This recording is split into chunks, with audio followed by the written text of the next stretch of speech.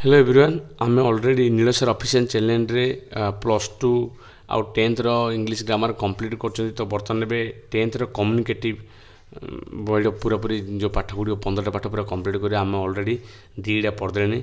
आज आम 3 नंबर पाठ पढ़ा जोड़ा हूँ आमर आसिक द सॉलिटरी रिपर आम देखा। तो चलो बर्तमान आरंभ करिया द सॉलिटरी रिपर।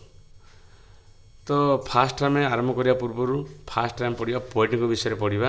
यार पोएट होती द सॉलिटरी रिपर अर्थ जानता ना एकाकी काटुआली निर्जनत काटुवा व्यक्ति विशेष। तो आर पोएट होती विलियम वर्ड्सवर्थ जन्म होते 7/4/1770 क्रोकोर माउथ जार डिस्ट्रिक्ट हूँ लेक डिस्ट्रिक्ट आउ इंग्लैंड रे।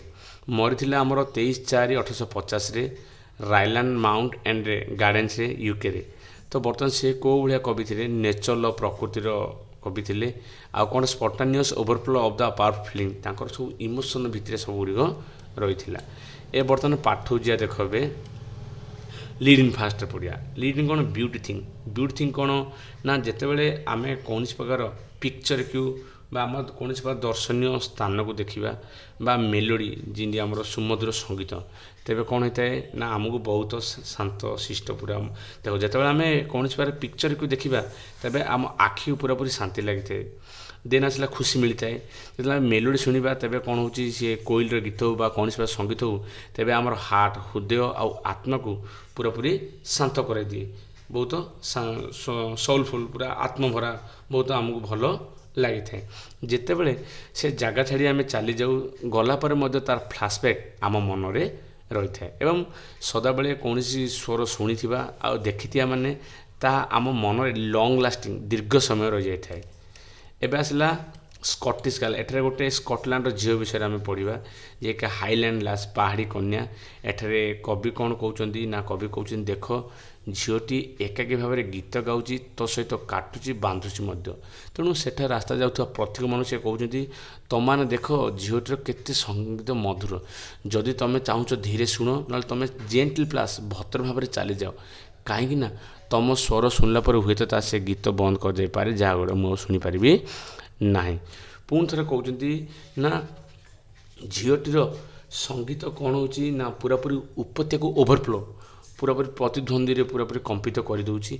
तो कौन हो ना जोटा कि झीलटीर गीत पूरापूरी एत ये जे माने आमर सेडिहंड ता मरु उद्यान जाऊा लोक मैंने क्लांत जो माने आरब सागर मरुभूमि जाऊा लोक मैंने सेठरे माने मरु झरणा बा मरु उद्यान टिके रेस्ट नहीं ता गीत द्वारा निज क्लांत को भूली जाउछंती। तापर नाइटिंगेल झीलटीर गीत एत मधुर जे नाइटिंगेल बुलबुल पक्षीटार मध्य झीलटीर गीत बहुत भल अटे और ताठर आहरी भल स्प्रिंग सीजन रे कोइलीर स्वर ठार झीलटीर गीत बहुत मधुर अटे। तो बर्तमान कौन हो ना झीलटीर गीत एत बेस थिला जे सी फास्टर हैबिट्स ता अर्थ हूँ स्कटलैंड एक द्वीप जार जो ध्वनि बा से जो लहरी से जो माने द्वीपर जलधार लहरी टाक झीलटीर गीत निजर संगीत द्वारा ता लहरी को अशांत करू ताठू ये बेसी फर्म रे गीत गाँची। तो जेनराली आम देखा ये माने कवि बुझाऊँच कवि कहते देख झीलटी एकाई गाँची आउ कम कर तुम धीरे जाओ काले तुम द्वारा से गीत बंद करें। झीलटीर गीत कौन ना संगीत द्वारा पूरा उपत्या पूरा कंपित होची एवं आमर आरब सागर मरुभूमि जाऊा लोक मैंने गीत शुणी समस्ते साढ़ीघंट मरु उद्यान टे विश्राम नौ निज क्लांत भूली जाऊँच। झीलटीर गीत एत सुंदर जे नाइटिंगेल आउ आमर कोइली ठार से भल मधुर गीत गाए एवं ता गीतटीर झीलटीर गीत एत हाई पिच एत ध्वनि जे से समुद्र को शांत करदे। ये गला आमर हाइडेन लास गला। एबे पढ़ा सॉन्ग विषय कवि कौन कहे शुण। तो बर्तमान देखिए सॉन्ग ना झीलटीर गीत हमले हमले तो हमले हाथ हूँ आमर नॉर्मल गीत स्टार्टिंग रहा जोड़ा जनाशुना गीत हम्बल अर्थ हूँ जनाशुना गीत माने ऑर्डिनरी सॉन्ग बा कौन से पारिवारिक गीत गाँची किंबा किसी दुख किंबा क्षति कि जंत्रणा डाट हैज बीन जा बा किसी घटी अच्छी मे बी एगेन जा बा किसी घटवाक जाऊँगी ये झीलटी गीत गाँची।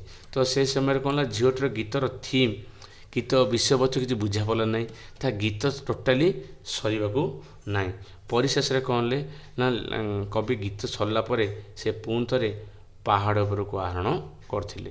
ତ ଇଏ ଗଲା ଏ ପାଠ ଗଲା ଆମର ଆସିକିରି ଦ ସଲିଟାରୀ ରିପର।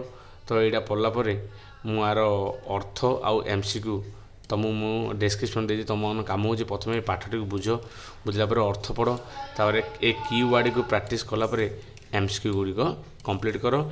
ନେକ୍ସଟ କ୍ଲାସ୍ରେ ଆମେ ଆଉ ଗୋଟେ ପାଠ ପଢ଼ିବା ଯେଉଁଟା ହେଉଛି ଆମର ଏଟ୍ ଦ ହାଇସ୍କୁଲ।